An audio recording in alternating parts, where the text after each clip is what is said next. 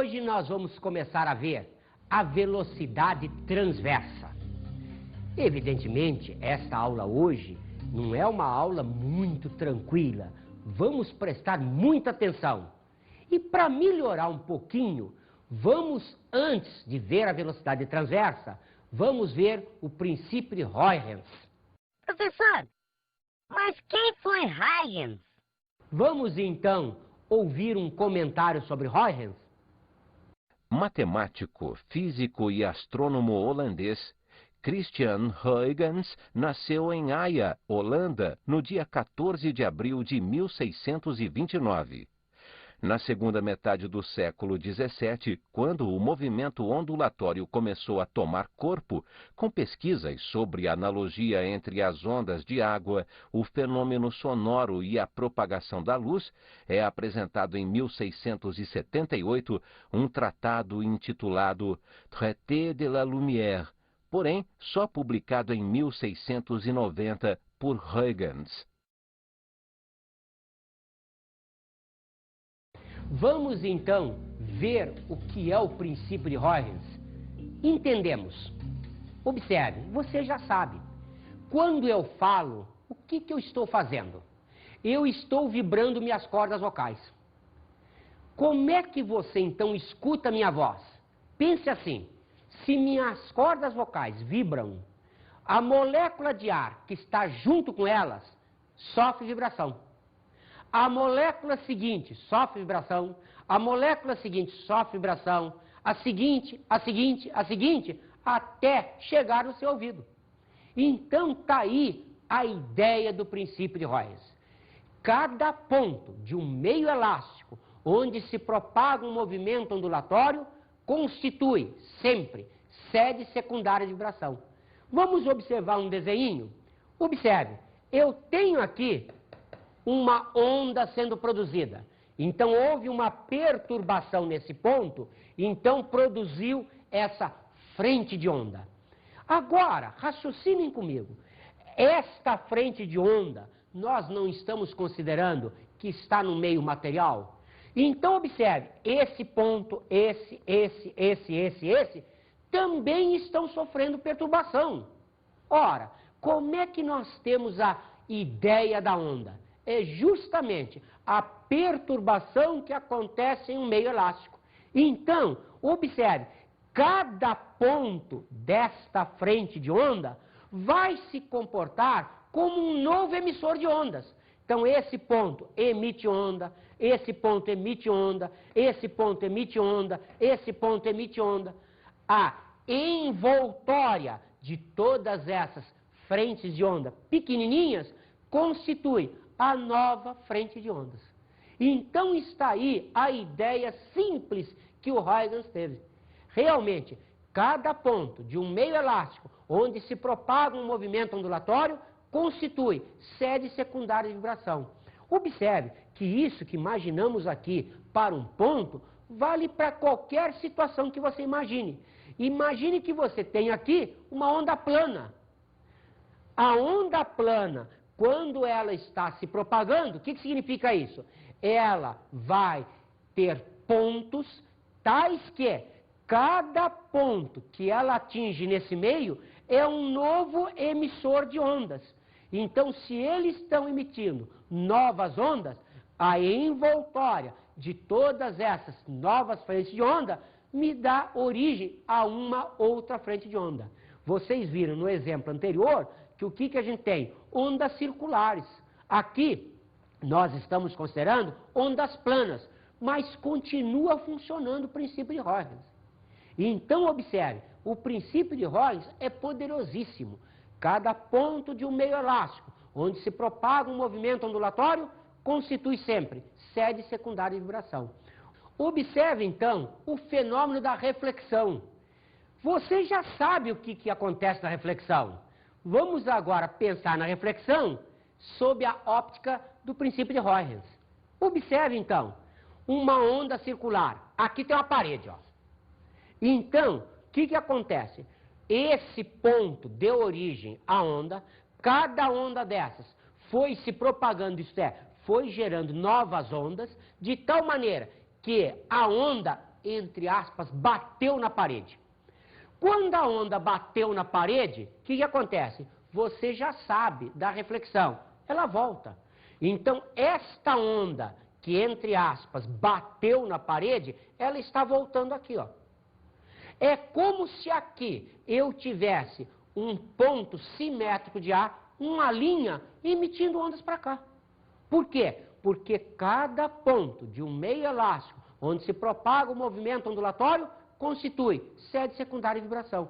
Então, esses pontos da parede seriam, entre aspas, pontos emissores de onda. Então, observe, esta frente de onda que bateu na parede, essa parte estaria atrás da parede, seria uma parte virtual, ela aparece refletida aqui, como se da parede eu tivesse uma emissão de ondas.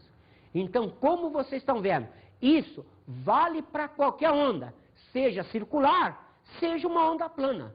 Observe, a onda plana se locomovendo. Quando ela colide numa parede, o que acontece? É como se você tivesse a emissão a partir da parede, mandando uma onda plana para cá. Então, perceberam? A situação nossa aqui, você pode ver reflexão por Huygens, você pode ver a reflexão como você já deve ter pensado na parte de espelhos, mas a ideia é sempre a mesma. Então, o princípio de Huygens mostra para nós que realmente a reflexão de ondas funciona como se, batendo na parede, essa parede emitisse onda para cá. Então, vamos agora ouvir mais um comentáriozinho sobre o Huygens? Huygens parte da ideia de que a luz é transmitida através do éter e se comporta como uma série de ondas de choque que transmitem o movimento de uma à outra. Possui uma enorme velocidade, mas não se propagava a uma velocidade infinita, como pensavam os cientistas da época. Ah, entendi. Mas então, qual a velocidade se propaga a luz? Observe, então, que você está pensando na velocidade de propagação da onda. A luz, ela se propaga com uma velocidade de aproximadamente 300 mil quilômetros por segundo no vácuo. Mas cuidado, esta é a velocidade com que a onda se propaga. A nossa aula de hoje, como eu disse no início, vai ter uma dificuldadezinha. Em vez de pensar na velocidade de propagação da onda, eu vou pensar na velocidade com que os pontos do meio oscilam. Isto é, a velocidade transversa. Observe que agora eu não vou pensar na velocidade da onda, e sim na velocidade com que os pontos do meio estão se movimentando. Você já se lembrou, não é? Enquanto numa onda transversa a velocidade de propagação está na horizontal, a velocidade dos pontos do meio está na perpendicular. Por isso que é uma velocidade transversa. E você se lembra, a onda era chamada de onda transversal, que você sabia que era diferente das ondas longitudinais. Então, o nosso negócio agora é pegar uma onda transversal, isto é, a velocidade de propagação será considerada na horizontal e a velocidade transversa será considerada na vertical. Vamos pegar, como sempre, um desenho para a gente poder entender? Então, observe. Observem bem aqui, ó. Isto é a velocidade da onda. Ela está se propagando assim. Observe, você já sabe que os pontos da frente do pulso se afastam da posição de equilíbrio. Posição de equilíbrio é a corda. Então, olha lá, estes pontos da corda, observem, eles estão se afastando da posição de equilíbrio. Esses pontos, ditos do fundo do pulso, estão se aproximando da posição de equilíbrio. Então, perceberam que eu tenho V, que é a velocidade da onda, e V1 e V2 são as velocidades transversas. Perceberam o nosso desenho? Mais uma vez, vamos explicar bonitinho para vocês. Isto é teórico. Esse pulso não tem existência real. Ele é um pulso que nós estamos imaginando só para a gente entender essas coisas. Já já vamos mostrar o real. Mas observe, nesse pulso teórico, o que eu estou pretendendo? Pelo meu desenho, eu noto que essa distância x1 é igualzinha à distância x2. Agora, muito cuidado, vamos usar a cinemática aqui. Atenção, quem percorre x1, quem percorre x2. Agora, muito cuidado. Eu não posso percorrer x1 com a velocidade v1. Notaram? x1 é uma distância horizontal. v1 é uma distância vertical. Então, v1 só pode fazer o ponto subir e descer. Então, v1 atua nas distâncias verticais. x1 é a distância horizontal. Quem é que então percorre x1? É a velocidade v. Então, a onda ou pulso, quando se locomove, ela percorre essa distância em função dessa velocidade. E o que a velocidade v1 ou a v2 fazem? Faz o ponto percorrer uma distância vertical. Observe, o ponto daqui vai subir até aqui em cima. Essa distância, você sabe, é a amplitude. Então, observe, v1 e v2 vão percorrer a amplitude. Agora, vamos pensar. Imagine que eu gasto um tempo ΔT1 para percorrer a distância x1. Um tempo ΔT2 para percorrer a distância x2. O que eu posso garantir? O tempo gasto pelo ponto para subir daqui até aqui é o mesmo ΔT1. Você já parou para pensar? Imagine um barquinho atravessando um rio. Imagine que esse rio foi represado. O que significa isso? Que nós fechamos de tal maneira que não há correnteza. Se o barquinho gasta 5 minutos para atravessar o rio, um dia qualquer que você abre as comportas, que passa até uma correnteza, o barquinho vai gastar mais ou menos tempo. O mesmo tempo. Por quê?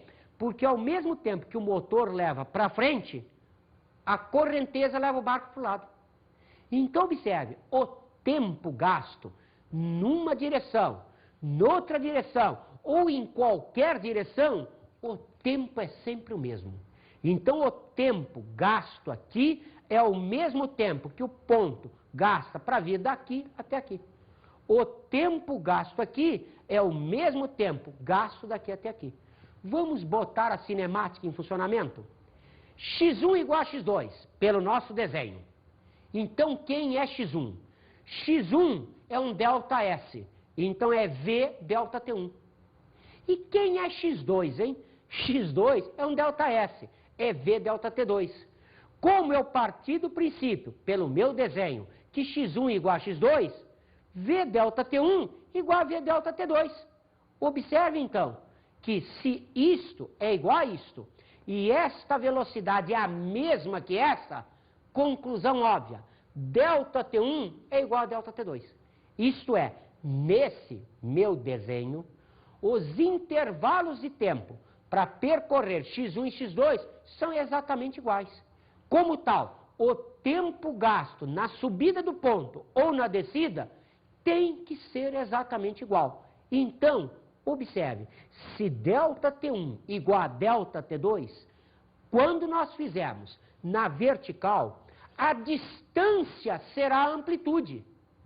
Então, observe, na subida eu terei a distância, que é a amplitude, a velocidade, que é V1, e o intervalo de tempo ΔT1. Na descida, quer dizer que velocidade para baixo, eu terei então a mesma amplitude igual a V2 ΔT2.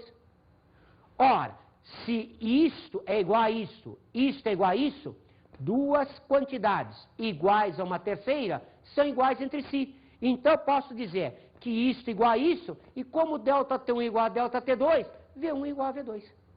Então perceberam?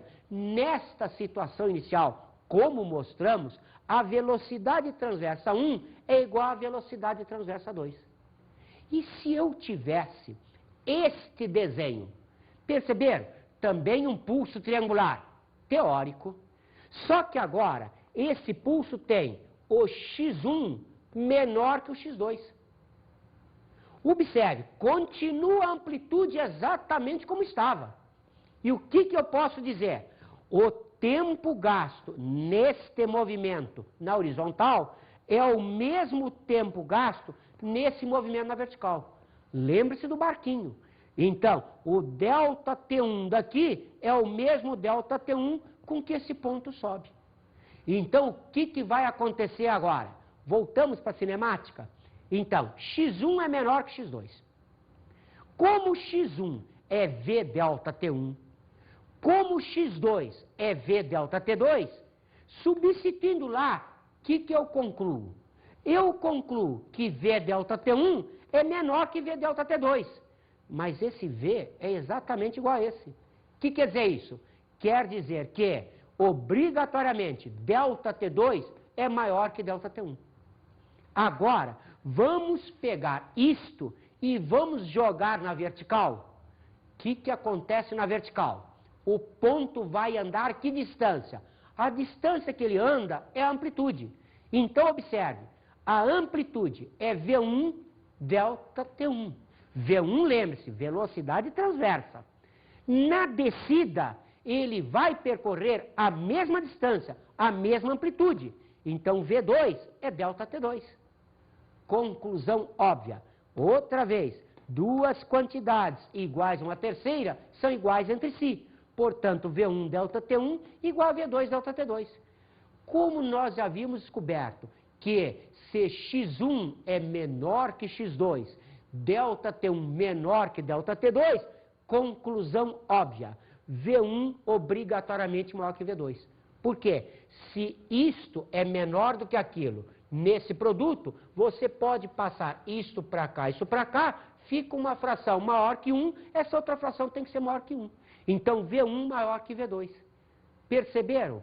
Então, nesse segundo desenho, a velocidade transversa de subida é em módulo maior que a velocidade transversa de descida. E se eu tivesse esse outro desenho, também um pulso triangular, velocidade V1, velocidade V2, agora o x1 é maior que o x2, mas continua o mesmo esquema. Quem percorre x1 ou x2 é a velocidade V.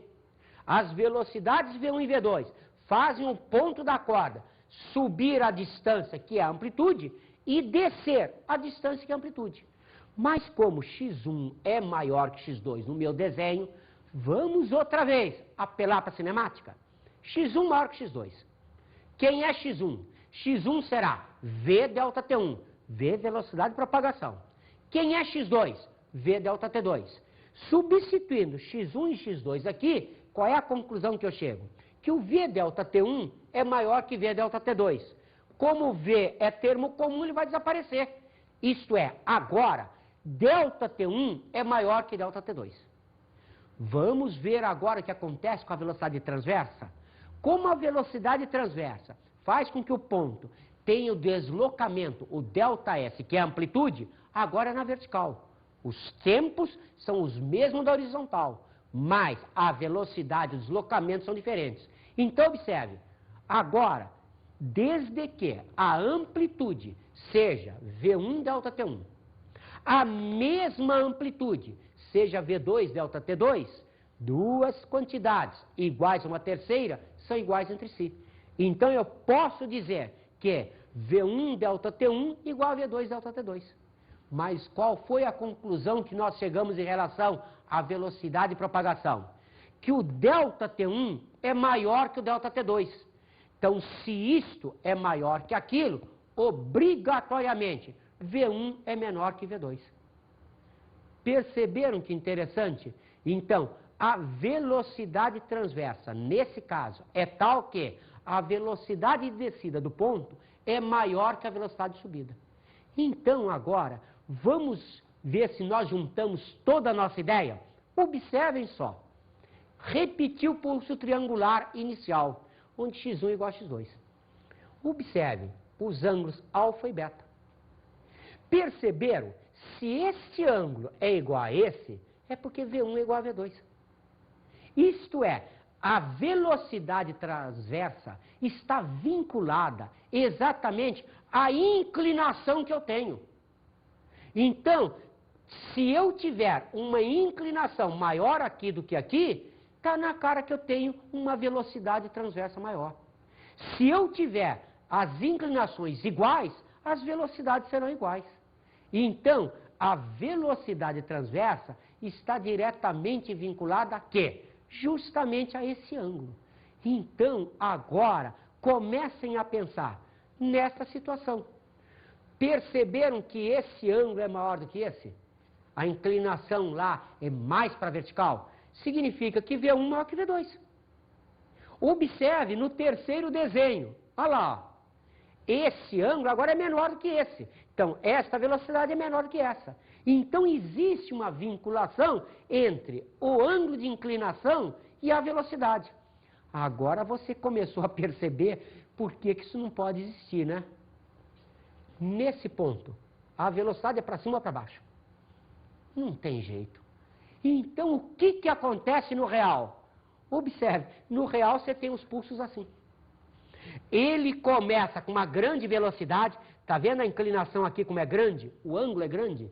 Olha lá. Então, grande velocidade, ela vai diminuindo, diminuindo, diminuindo, diminuindo, até parar, quando a inclinação fica zero. Em desenho animado, você tem uma pessoa que corre para lá, e em um determinado instante ela para e começa a correr para cá. Isso é impossível. Isso nunca acontece num instante. Se você está correndo para lá, para você correr para trás, você vai ter que ir diminuindo gradativamente sua velocidade até parar. É o que acontece aqui.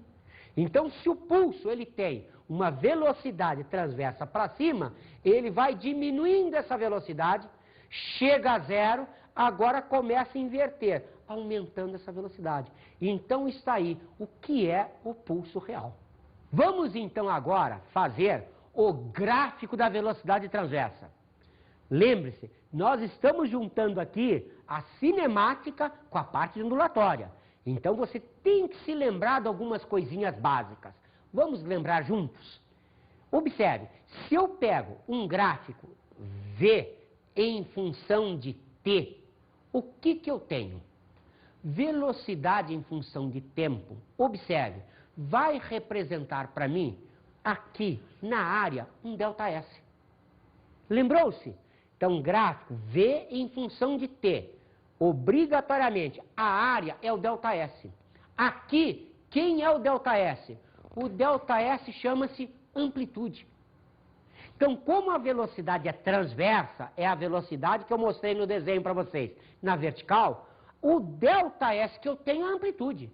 Então, esta área e esta área vão representar obrigatoriamente a amplitude. Cuidado, observe, estas áreas são iguais. Notaram o que nós fizemos no desenho? Olha que bonitinho. O ΔT1, estão vendo que é menor que o ΔT2? Então, para compensar, quer dizer, que para a área ficar igual, o que tem que acontecer?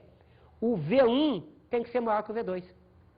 Então, como a área será o produto destas duas dimensões, esta área, o produto das duas, quando uma dimensão cresce, a outra tem que decrescer para que o produto seja exatamente o mesmo. E quem será esse produto? Esse produto, como representa a área num gráfico VT, é um ΔS. No meu caso de ondulatória, é então a amplitude.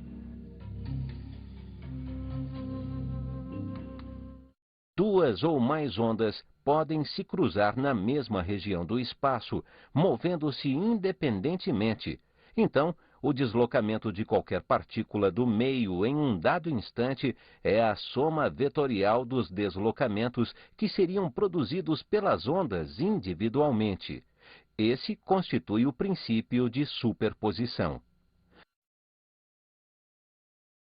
Vamos então ver, naquela situação de superposição de ondas, o que acontece com a velocidade transversa? Então, observe. Pulso vindo daqui com velocidade V1, pulso vindo de lá com velocidade V2. obrigatoriamente, essas velocidades são iguais. Por quê? É a mesma corda e a velocidade da onda é função do meio. Então, velocidades iguais. O que acontece quando há superposição? Você já sabe, quando um pulso entra dentro do outro. Então, observe, esses pontos da corda foram puxados por um pulso. Esses pontos puxados por aquele. Esses pontos do meio receberam 2 puxões. Então, observe, ele foi puxado para cá. Está na cara que a velocidade desses pontos não é a mesma desses nem daqueles. Em módulo. Observe que esta situação é uma situação de soma de velocidades. Observe que se eu continuo, olha lá o que acontece. Na superposição, o formato da corda é esse. E a velocidade transversa? Calma, vamos devagarzinho. Vamos ver a continuação? Na continuação, isso daqui vai descer. Esse ponto lá em cima desce até aqui. Então agora, vamos ver isso em termos de desenho de velocidade transversa? Então agora, vamos desenhar a velocidade transversa. Não estou mais preocupado com a velocidade da onda. Observe então, a onda está vindo aqui, está vindo aqui. Aqui você tem a superposição, o instante que a mesma corda está sob ação de 2 pulsos. Então observe, a velocidade aqui é a soma das velocidades dos dois lados. Aqui não, olha lá. Aqui, nesse trecho, não. Mas aqui, você tem ambas velocidades para cima. Os 2 pontos de frente de pulso. Então, você soma essas velocidades.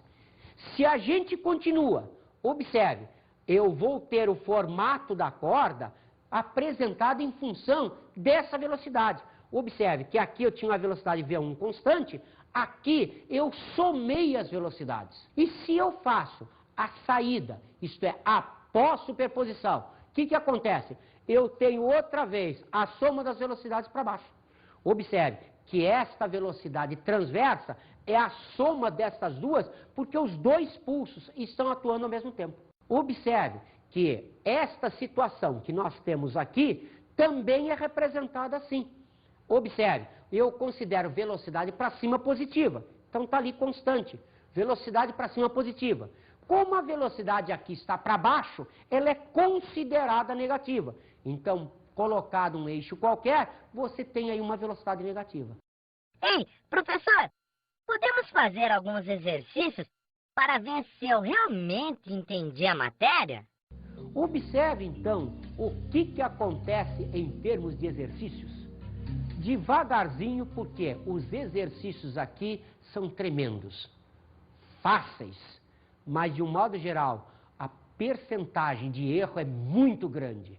Por quê? Porque às vezes não se raciocina tudo que se tinha que raciocinar.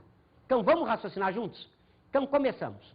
Primeiro, o princípio de Huygens estabelece que as frentes de onda primária e secundária são sempre paralelas. Por que não? Porque na reflexão eu tenho uma frente de onda que não é paralela. B, cada ponto de uma frente de onda serve de fonte para a onda secundária. Realmente, é a própria ideia do princípio. Cada ponto produzindo, entre aspas, novas ondas. Letra C, a luz é constituída de partículas de ondas. Isso está errado? Não, errado não está. Está certinho. Só tem uma coisa, o que isso tem a ver com o princípio de Huygens? Nada. Então, cuidado, numa questão de múltipla escolha, você tem problemas desse tipo. Então você tem algo aqui que é correto, não está errado, mas não responde à questão formulada. Então, como nós vimos, a resposta é B de bola e não a letra C. Observe, na letra D de dado, não pode haver reflexão de ondas em um tanque cheio de água. E existe reflexão em qualquer lugar. Em qualquer situação, você sempre tem a reflexão. Letra E, não existem frentes de ondas secundárias. Ora, justamente é o princípio de Huygens. Então, isto daqui é que existem frentes de ondas secundárias que caracterizam o princípio de Huygens. Tudo bem? Vamos, então, pensar em outro exercício? O pulso triangular representado na figura a seguir, ele se movimenta para a direita ao longo de uma corda ideal, não dispersiva. Vocês estão vendo que eles forçam bem para ninguém ter dúvida. Então, está lá, situação. o pulso se movendo para lá. Mostrou-se aqui o ponto N de Nair e o ponto M de Maria. Pensem comigo. N de Nair é um ponto de frente ou ponto de fundo? Se eu estou admitindo a propagação para lá, isto é a frente do pulso, isto é o fundo do pulso. Então, N de Nair é um ponto de frente, M de Maria é um ponto de fundo.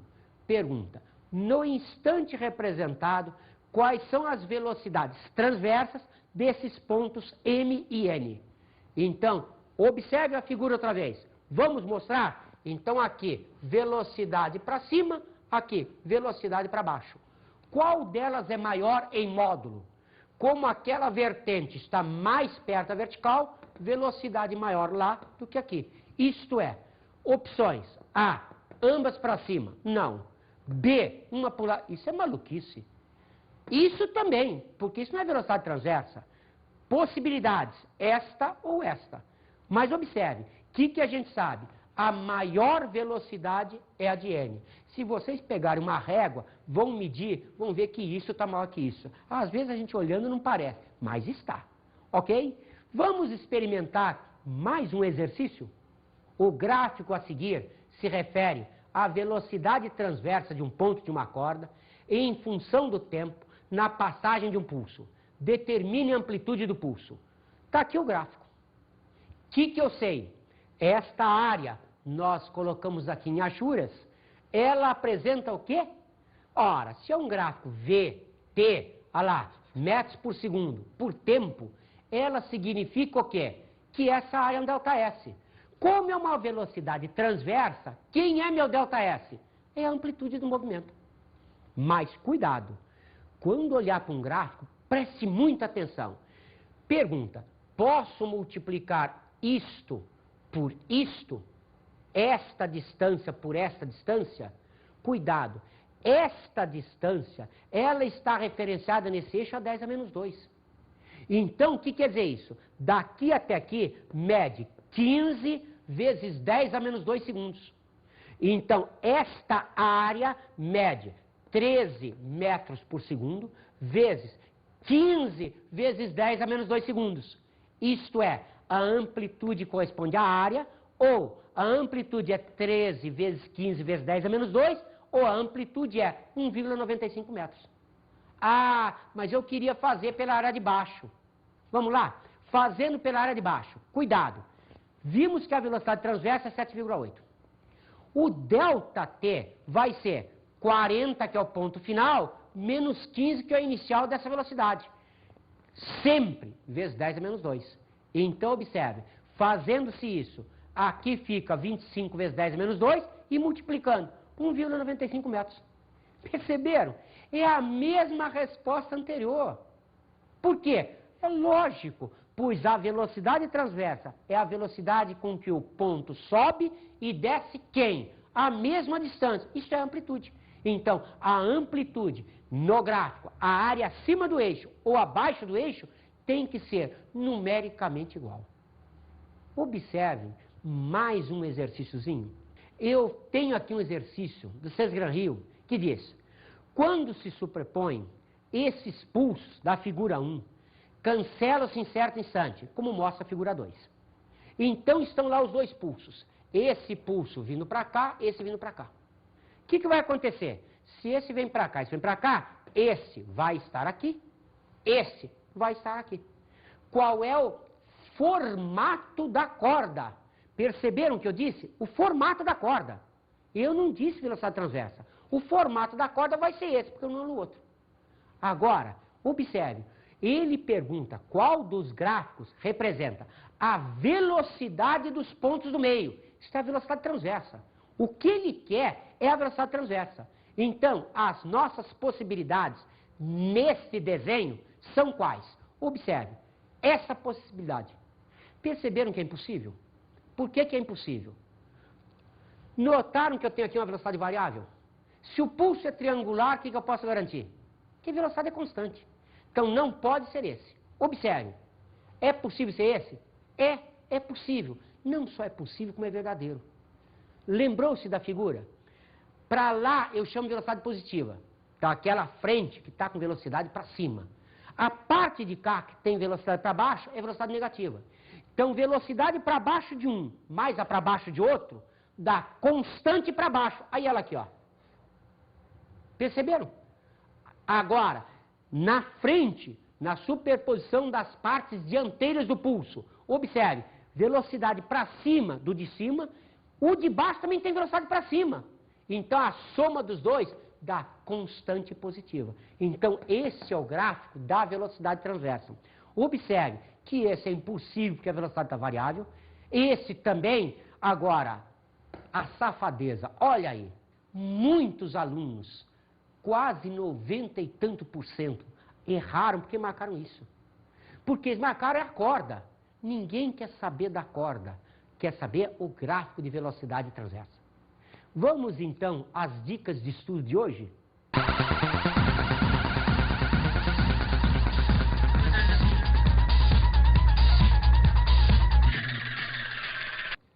Percebeu o perigo desse último exercício?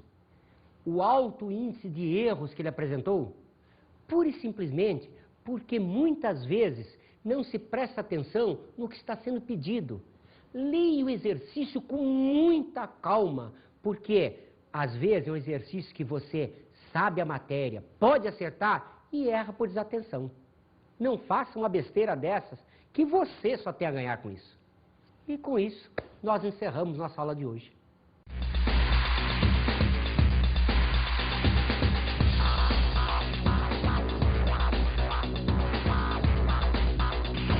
Na aula de hoje, falamos sobre a velocidade transversa. A base dessa aula, como você está vendo, é o princípio de Huygens.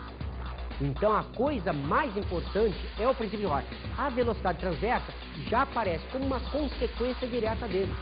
E observe mais, a velocidade transversa precisa tomar muito cuidado para não ser confundida nos gráficos com o formato da corda. Bons estudos!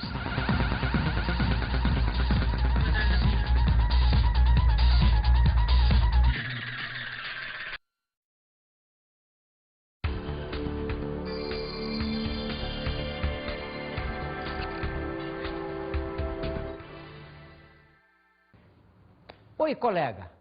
Como você deve ter notado, os nossos alunos têm uma dificuldade muito grande para trabalhar com o princípio de Huygens.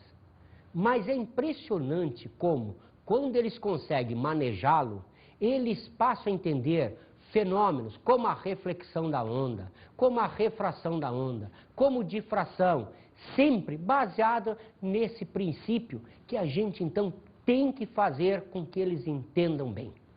Além disso, quando se usa o sistema de gráficos para velocidade transversa, mostrar com muita calma, se for preciso fazer uma recapitulação da parte de cinemática, para que eles vejam perfeitamente a situação de gráfico de velocidade transversa diferente de superposição de cordas, onde eu estou preocupado apenas com a forma que a corda tem.